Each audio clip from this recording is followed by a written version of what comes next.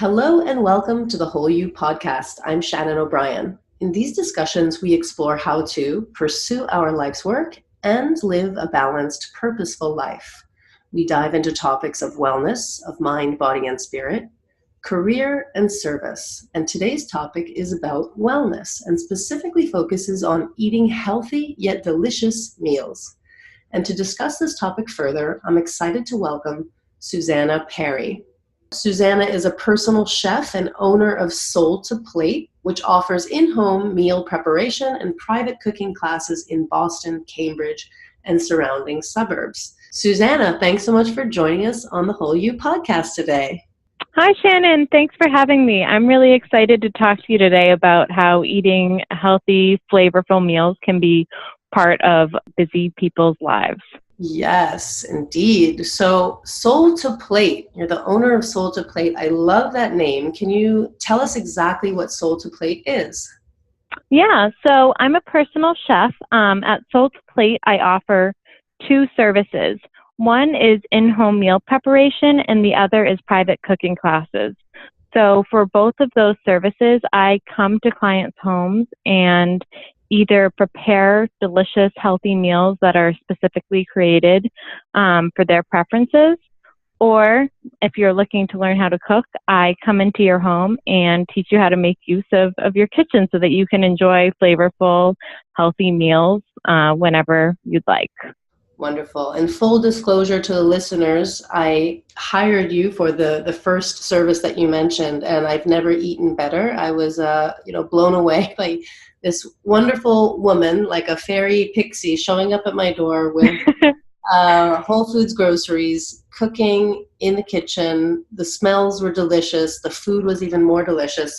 So I have firsthand exposure to your services, and that is a big part of why I wanted to share your story and your services with listeners and Whole You clients as well. So thanks again for being here with us. Yeah, of course. And you talked about the name Soul to Plate, and then when you mentioned me coming and, my excitement, it really is like I'm putting my soul on each plate of food because I just love everything from picking the fresh produce at the store and making sure I'm getting in season flavorful ingredients to preparing them in a way that really brings out those flavors, and then seeing people be able to enjoy healthy food that tastes so good without being, I think sometimes there's a connotation of healthy food being bland and boring, the same meal prepped grilled chicken and broccoli every day. So it's really exciting to me for people to eat food and see that it's not a sacrifice to eat healthy. You can fuel your body and feel good, but also eat food that tastes amazing. I've never really been one to cook for myself. I am that chicken and broccoli kind of person. That's a big, leap for me even to get that far. And I love to eat, but I was so shocked and surprised that, you gave me a list of ingredients, you bought them, and I was like, I wonder how she's going to use, what was it, fish sauce or cayenne or almond milk. I wonder how those are going to go into this. And then the food afterwards was like so magical. So that Soul to Plate, it's very clear the way that you, deal with people, deal with food, that your soul is in everything that you do. And I think that makes for a good entrepreneur and a great business. So I want to dive into that deeper.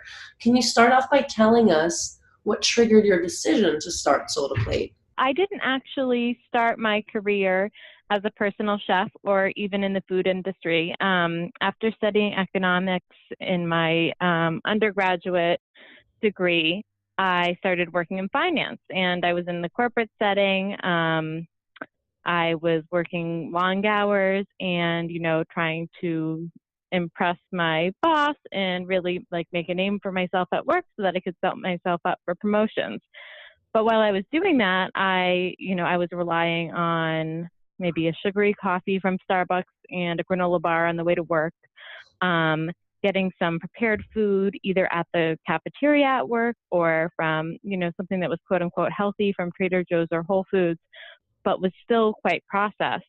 And then doing that same thing for dinner, just simply because I didn't have a lot of extra time. People have really busy schedules, and I think like a lot of people, I put my commitments to others before my commitments to myself. So even if I told myself I'm going to start like being healthy and eating healthful foods, that would kind of drop to the wayside because I had all of these other commitments I had made to work, family, friends. And I started to feel pretty bad, and I started to actually have some autoimmune issues. So at that point, I had always really enjoyed cooking, and I wasn't getting much help from doctors. So I figured, maybe it's because I'm not eating well. And I started to cook all of my meals at home. So I would go out on the weekends and things, but I'd say about 80 to 90% of my meals I cooked from real whole food ingredients. So I was poring over cookbooks every night and, planning different recipes I would try because I knew if I tried to be healthy by eating chicken and broccoli, I would get bored and I would revert back to takeout. So I started learning all of these different recipes and learning how to use vegetables in ways that transforms them into like a flavorful, well-rounded dish with amazing sauces. So exploring Indian cuisine and Thai flavors. And I fell in love with doing this. It really reignited my passion. I had, back in middle school and high school even, I wrote a food column for my school newspaper. Oh. And this passion was really reignited. Yeah. So, and then people at work started asking me how I was fitting this into my schedule. And I realized for a lot of people, they either, they don't have the time and they don't want to spend their free time the way that I was enjoying learning about how to cook in a nutritious and delicious way because, that time they may want to devote to another hobby or to spending with friends and family. So I saw that there really is a need for people. People want to feel good. They want to fuel themselves and be healthy every day, but they don't have the tools to do so without, devolving into this boring chicken and broccoli type meal.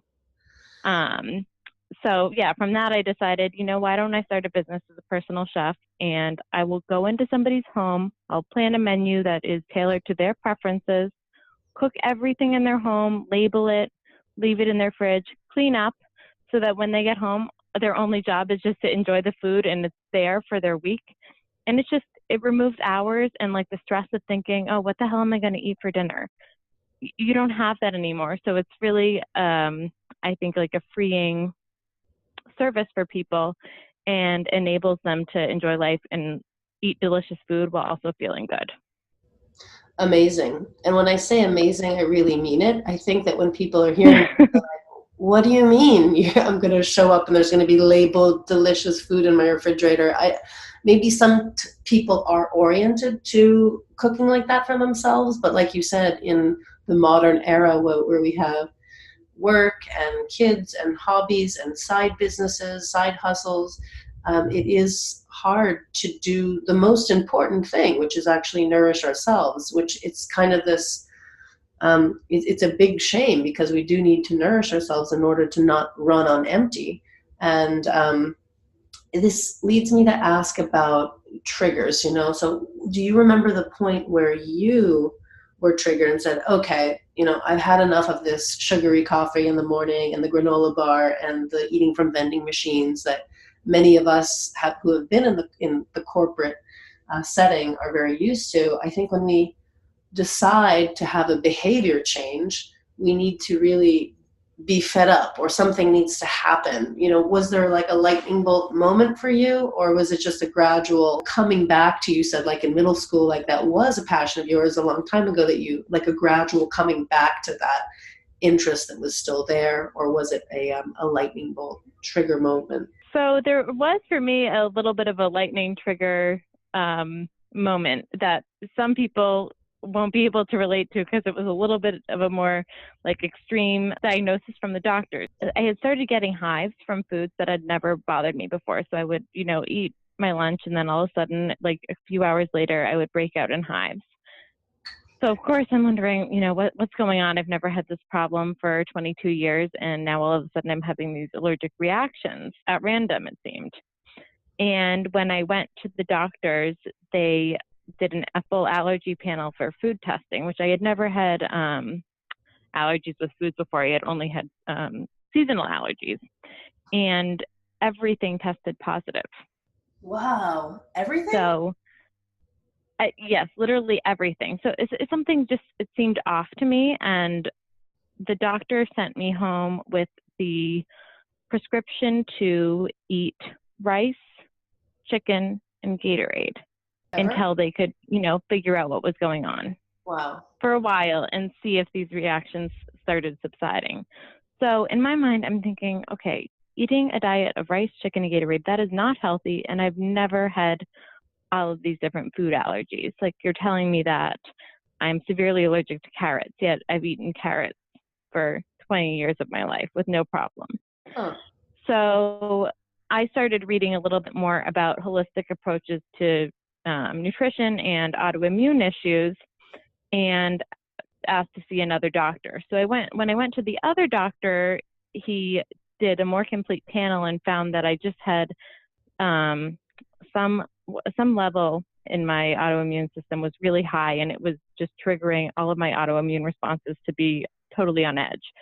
So it wasn't that I was actually allergic to all of these foods. It's just that my immune system was a little bit wonky at this time.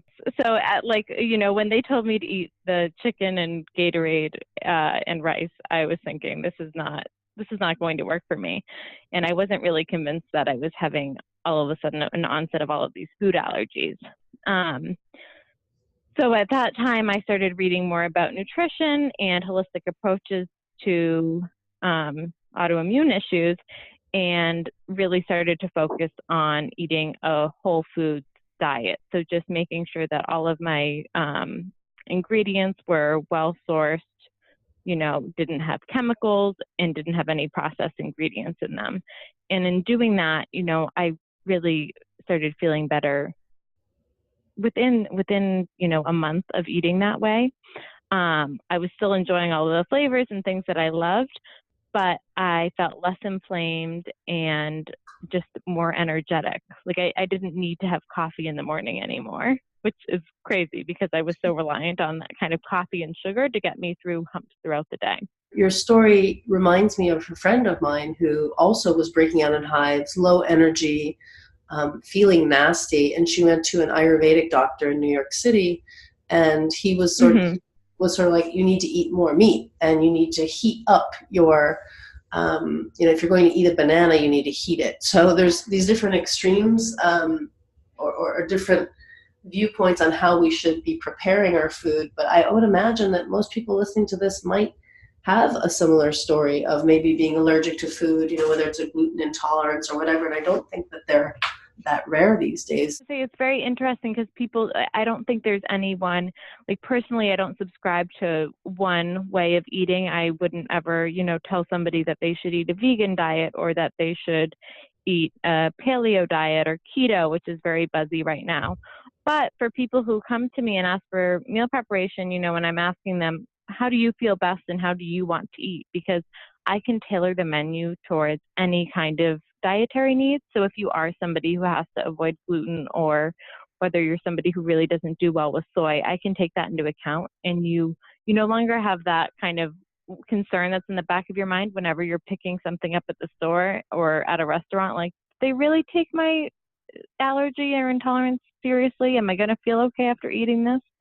You just don't have that stress anymore. Sounds like you can cater to those types of clients who might have food intolerances, but who else do you work with? Do you have a typical client, or who is Soul to Plate really for? So it can be for a variety of people, but really my, perfect clients are busy adults who have, corporate jobs that work long hours, and they simply don't have the time to be spending menu planning and then grocery shopping and then getting home at 7 p.m. and preparing the food and then left with a sink full of dishes. For anyone who feels like the barrier to eating a healthful, delicious diet is time, this is for them. So whether you're just a busy professional with a family or without, it can really free you from the stress of having to think about what you're going to be putting on your plate or putting on the dinner table at lunch, dinner, or even what you're going to be, fueling yourself for your day with at breakfast.